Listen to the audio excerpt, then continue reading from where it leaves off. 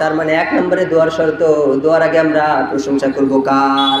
2 নম্বরে দোয়ার শর্ত, আল্লাহর দামি দামি নামগুলো ধরে দোয়া করতে হবে, ঠিক না ঠিক? যেমন আল্লাহর নাম রহমান, আল্লাহর নাম গফফার, আল্লাহর নাম গফুর, আল্লাহর নাম রহিম, আল্লাহর নাম করিম। এই নামগুলো ধরে ধরে আল্লাহর কাছে দোয়া করবেন, তাহলে আপনার দোয়া কবুল করবে একজন, তিনি কে?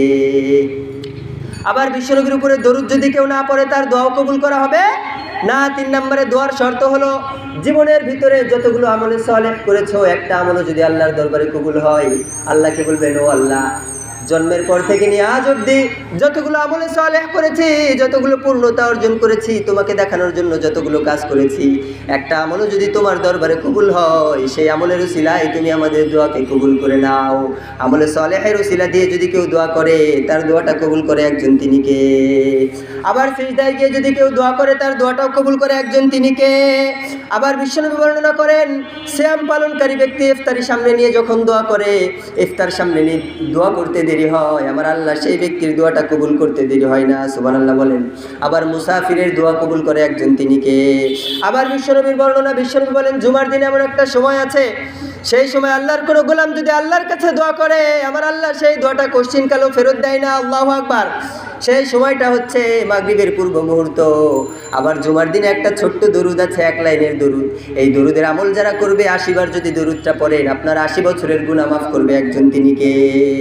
আপনি যদি 80 বার এই 1 লাইনের দরুদটা পড়েন, আগামী 80 বছর ইবাদত করার সব আপনার আমল নামায় দান করবে কে? বিশ্বনবীর বর্ণনা, বিশ্বনবী বলেছেন, আল্লাহুম্মা সাল্লি আলা মুহাম্মাদিন নাবিয়্যিল উম্মি ওয়া আলা আলিহি ওয়া সাল্লিম তাসলিমা। এই দরুদটা বিশ্বনবীর উপরে 80 বার পাঠ করবেন। সবাই বলেন কয়বার? 80 বার পাঠ করবেন। আপনার বিগত 80 বছরের অন্যায়, অপরাধ, সীমালঙ্ঘন, পাপাচারগুলো ক্ষমা করবে কে? 2 নম্বরে, আগামী 80 বছর ইবাদত করার সওয়াব আপনার আমল নামায় দিবে কে?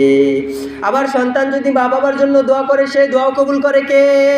আল্লাহ নিজেই দোয়া শিখিয়েছেন, পড়েন সবাই, রব্বির হামহুমা কামা রব্বায়ানি সগীরা। ও আল্লাহ, আমার মা বাবা আমাকে শিশুকালে যেভাবে লালন পালন করেছে, আমার মা বাবাকেও তুমি লালন পালন করো। সন্তান যদি মা বাবার জন্য দোয়া করে, মা বাবাকে জান্নাতের মেহমান বানিয়ে দেয় একজন, তিনি কে? আবার যারা সীমালঙ্ঘন করেছে, তাদের জন্য আমার কোরআনে দোয়া আছে না নাই? আল্লাহ বললো, আমার গোলামেরা যারা সীমালঙ্ঘন করেছো, তাদের জন্য আমি একটা দোয়া শিখিয়ে দিলাম। এই দোয়াটা যদি কোনো সীমালঙ্ঘনকারী গোলাম আমি আল্লাহর কাছে করতে পারে, তার জীবনের সমস্ত অন্যায়গুলো ক্ষমা করবে একজন, তিনি কে?